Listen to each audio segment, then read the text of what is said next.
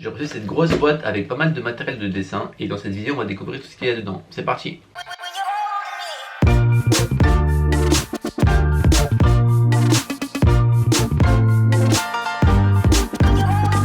Salut à tous, c'est Massis et bienvenue pour une nouvelle vidéo. Vous vous souvenez de mes vidéos sur les feutres à alcool? À la fin j'avais dit que je testerais des feutres à alcool moins chers et je vous avais demandé lesquels vous aimeriez que je teste et la marque Graphite est pas mal revenue dans les commentaires. Je connaissais pas du tout, alors je suis allé sur leur site découvrir un peu leurs produits et j'ai vu qu'ils avaient l'air pas mal et pas trop chers. Je leur ai donc envoyé un mail en leur demandant s'ils voulaient bien m'envoyer un échantillon pour que je puisse en faire une vidéo test sur ma chaîne YouTube. Et voilà ce que j'ai reçu. Alors juste petite précision, ce n'est pas une vidéo sponsorisée, donc je n'ai pas été payé pour réaliser cette vidéo. Ils m'ont juste envoyé donc les échantillons gratuitement pour que je puisse en faire un test. Et moi je suis très curieux de découvrir des nouveaux feutres à alcool parce que je veux toujours savoir s'il y a des meilleurs feutres que les Copic ou les Pro Marker. Donc je sais que dans cette boîte il y a des feutres à alcool et je crois aussi qu'ils ont rajouté d'autres matériels d'art qu'on va tout de suite découvrir. C'est parti.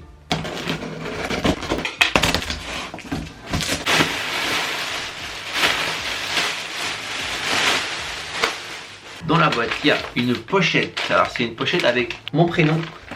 Donc, il y a pas mal de tout dans la pochette. Ça, on va le voir après. Ensuite, il y a ceci. Alors, c'est comme une trousse, je crois, avec plein de trucs dedans. On va découvrir ce que c'est. Je crois que c'est plusieurs trucs différents. Donc, voilà, c'est de la marque Graphite. Alors, ensuite, il y a ceci. Donc, ça, c'est des feutres noirs de précision. Ça, c'est vraiment cool pour faire les contours, etc. Donc, on va les tester également dans cette vidéo. Et ce qu'on attendait tous, donc, c'est les feutres à alcool. Donc il y a cette boîte, donc c'est toutes les nuances de gris, donc je crois que c'est des gris froids, c'est une boîte de 12. Et enfin il y a une autre boîte de feutre à alcool, c'est celui-ci, et ça c'est une boîte de 24.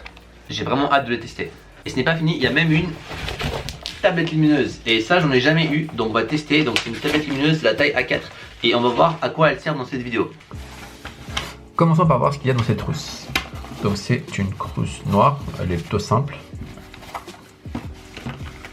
Ok, donc il y a des feutres, là ceux-là ils sont pas accrochés donc c'est différent. Donc nous avons, regardez ici, ça c'est un fin liner, donc c'est encre pigmentée à base d'eau. C'est une toute petite tête du 003 et c'est en noir. Donc c'est à base d'eau, c'est une encre noire pour faire les contours. Ensuite ici nous avons d'autres feutres, donc là il y a du rouge, du vert et du bleu. Donc là c'est fine liner, encre pigmentée à base d'eau, c'est des feutres calibrés et là c'est des têtes un peu plus grosses, c'est du 0,5.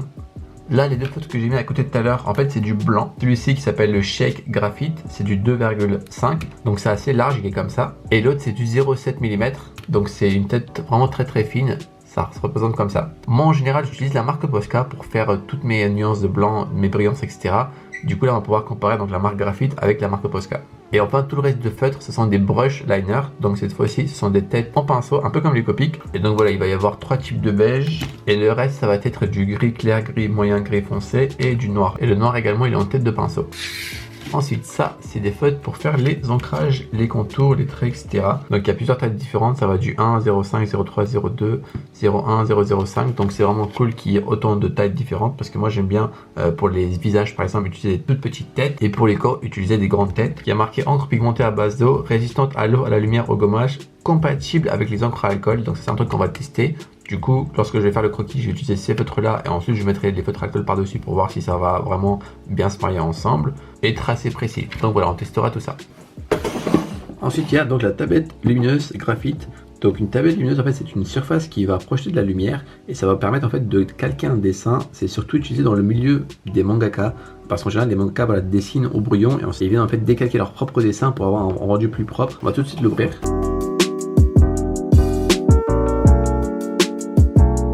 Donc voilà ce qu'il va y avoir dans la boîte, donc deux notices.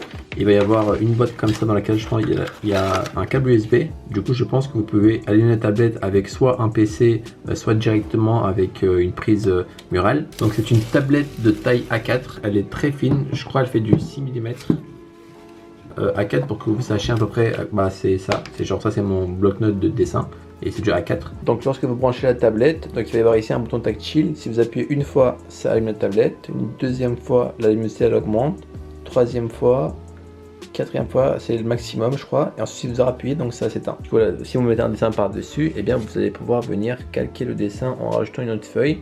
Et en général, voilà, vous utilisez ça lorsque vous avez un brouillon et que vous voulez mettre au propre, vous venez prendre donc la feuille propre et vous repassez tranquillement comme ça. Et d'ailleurs moi j'utilise la tablette pour faire le dessin de cette vidéo. Et venons-en maintenant à ce qui nous intéresse tous, les feutres à alcool. Alors il va y avoir deux types de feutres à alcool chez la marque Graphite. Tout d'abord les feutres à alcool graphique classiques. Et il y a 176 couleurs différentes. Pour comparer chez ProMarker ils en ont 148. Donc voilà à quoi va ressembler le feutre. Donc c'est assez sobre, il y aura juste le nom de la marque et puis ici l'étiquette derrière. Et au niveau du bouchon vous allez avoir le code couleur. Vous allez avoir d'un côté une tête biseautée, un peu comme sur tous les feutres à alcool. Et de l'autre côté on va avoir une pente fine. Et un petit détail c'est que la forme du feutre n'est pas cylindrique. C'est plutôt triangulaire, ça fait que vous allez avoir une meilleure prise en main. Lorsque vous allez tenir comme ça, vous allez pouvoir mettre un doigt ici et un doigt ici. Donc la prise en main est plus agréable, je trouve. Et dernière petite chose, il y a des petits points ici au niveau des bouchons, des deux côtés. Et bien ça permet une meilleure grippe et vous allez pouvoir retirer les bouchons plus facilement. Et donc là j'ai une boîte de 12 avec les différentes nuances de gris et froid qu'on va tester dans un dessin. Alors ensuite il y a les deuxièmes types de graphite, donc c'est les graphites brush. Il en existe en 96 couleurs plus un blender. Ils ont été créés récemment donc je pense que c'est pour ça qu'il n'y en a que 96. Mais je sais que la marque Graphite va bientôt créer de nouvelles couleurs. Et il y a un point qui a l'air vraiment très intéressant dans ces feutres. Je sais pas si vous l'avez vu ici mais en fait je crois que ces feutres à alcool ils ont une pointe très fine. Et c'est la première fois que je vois ça sur un feutre à alcool. Donc pour le coup les nouveaux ils sont en blanc avec donc une tête en pinceau et une tête extra fine ici. Ça c'est la tête en pinceau et ça c'est la tête extra fine. Alors je sais que ces feutres à alcool coûtent vraiment pas cher comparé aux autres feutres à alcool et des prix on en reparlera plus tard dans la vidéo. Mais le point le plus avantageux pour moi à mes yeux, eh bien ce n'est pas le prix, c'est plus cette tête extra fine parce qu'on va pouvoir être hyper précis et j'ai vraiment hâte de tester ça en dessin. Ensuite il y a cette pochette.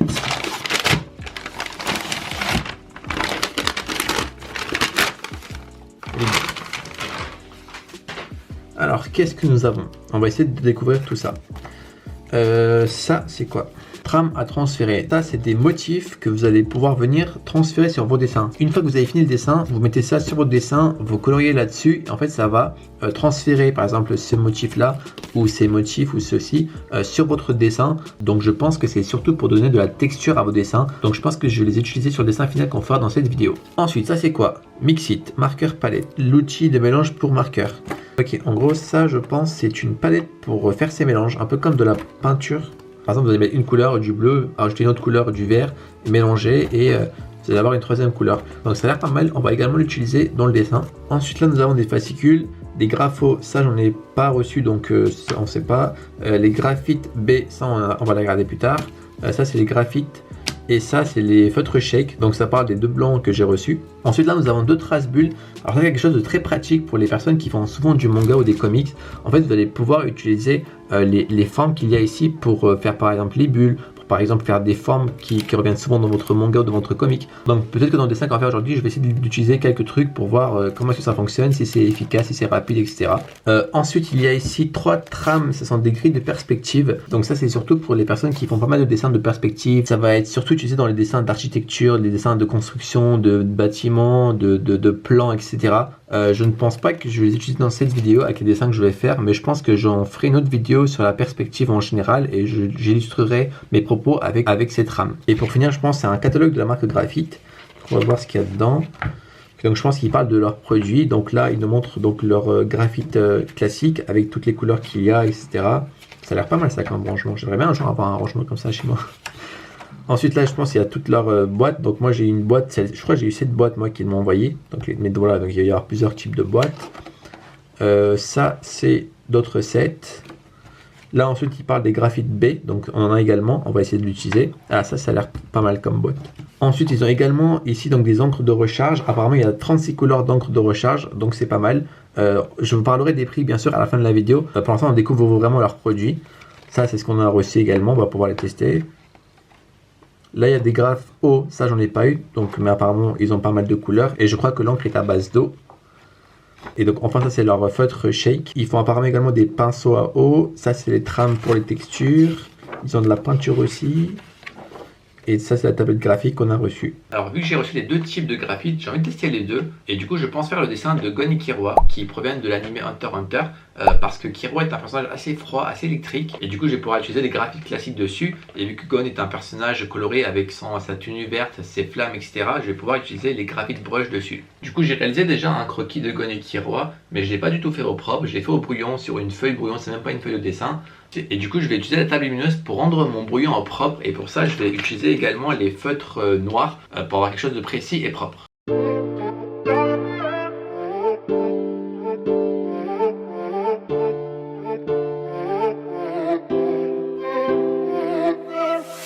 En busca de un amor que no sabe lo que quiere, no, no. En busca de un amor que se perdió. Si quieres la verdad, ven y búscame y me llevas. No te desesperes, no más. ¿Quieres tú lo que quiero yo? Tú todo me lo traes, luego yo te pido me lo traes. No te pido el cielo que lo hagas, sino tu amor. Du coup, voici un avant et un après. Donc si vos croquis sont assez bruyants en général, et bien une tablette lumineuse pour vous être utile dans ce genre de cas pour pouvoir vraiment à chaque fois passer au propre. Et comme je l'ai dit, c'est quelque chose qu'utilisent beaucoup les mangaka. Bref, on va passer à la partie la plus intéressante de cette vidéo, c'est-à-dire le coloriage de ce dessin. Et pendant que je vais colorier, je vais également vous dire les points positifs et les points négatifs que je vais rencontrer lors du processus. C'est parti. J'en ai marre de dessiner chez moi. Du coup là en plus il fait beau. Donc je vais prendre les feutres, etc. Je vais tout prendre et je vais dessiner dans un parc. Et je vous emmène avec moi.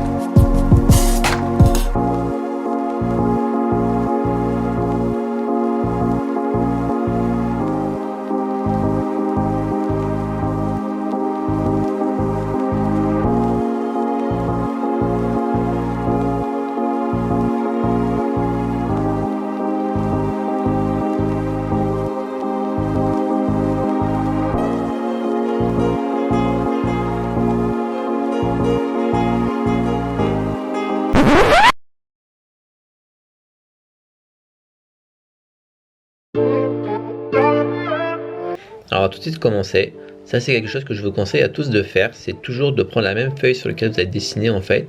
Et de faire comme ça un des tests de toutes les couleurs que vous allez pouvoir utiliser. En notant en bas les codes de couleurs. Ça va vous permettre vraiment de vous retrouver plus facilement. Également de voir si la couleur sur le bouchon est la même que celle sur la feuille. C'est très important ça. Et du coup une fois que vous avez fait ça, vous allez pouvoir commencer le dessin. Donc moi je vais colorier d'abord les parties les plus claires avec le jaune.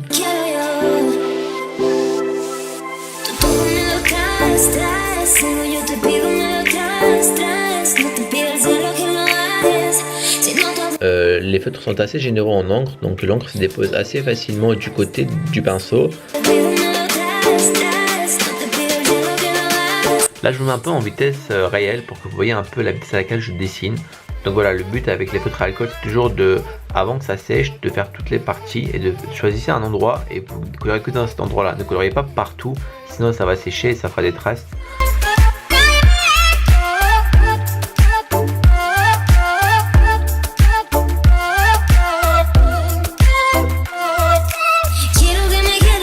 Dans les yeux, je vais tenter de faire un petit dégradé. Ça, c'est le blanc, donc je vais le tester.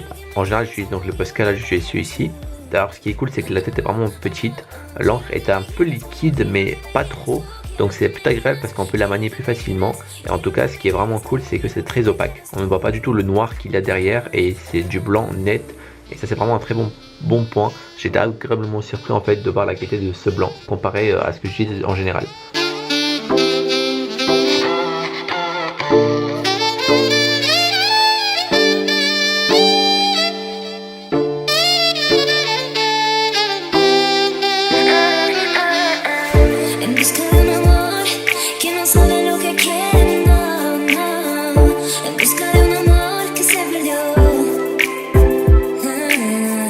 Si quieres la verdad, ven y búscame y me llevas. No te desesperes, no más.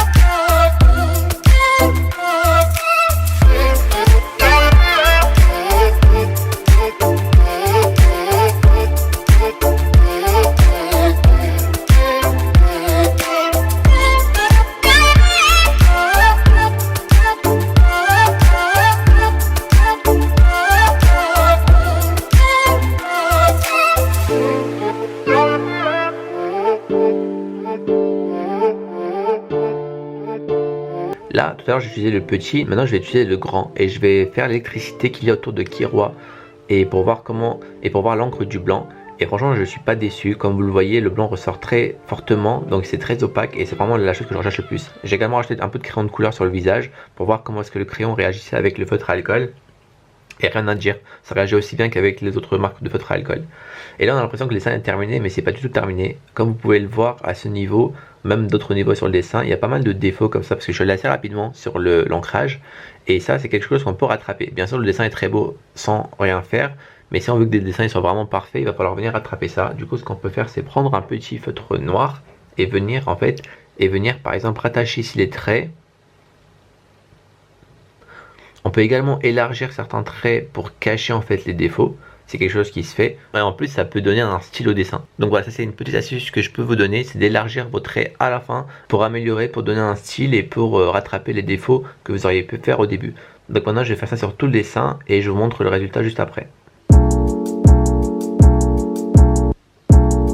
Donc voici le dessin terminé. Avant de vous donner mon avis sur les produits, on va juste y inclure donc les textures comme ça avec cette rame pour voir un peu comment ça marche. Donc il y en a 3, je pense que je vais utiliser celui-ci. Donc voilà, on dépose la trame comme ça et on va avec un stylo bic repasser sur la zone où on veut transférer les textures. Et maintenant découvrons si ça a bien marché. Alors je vais juste soulever. Et ça a marché. Donc voilà, ça donne une petite texture comme ça. Ça peut vraiment être cool pour les personnes qui dessinent souvent et qui ont la flemme de faire les textures, d'avoir un outil comme ça. Et autre chose que je vais tester, eh bien, c'est leur marqueur palette. Donc j'étais vraiment curieux de savoir si ça marchait ou pas. Donc apparemment, il faudrait prendre 2 feutres à alcool qu'on veut mélanger pour créer une 3e couleur. Donc on va essayer tout de suite. Donc il faut appliquer une couleur. Ensuite, venir mélanger avec une autre couleur.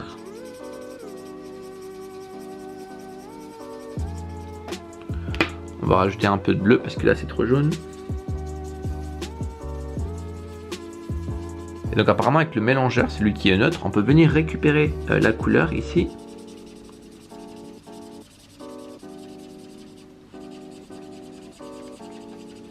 Et du coup le feutre devient en fait la couleur qu'on vient de créer. Et on peut venir comme ça colorier.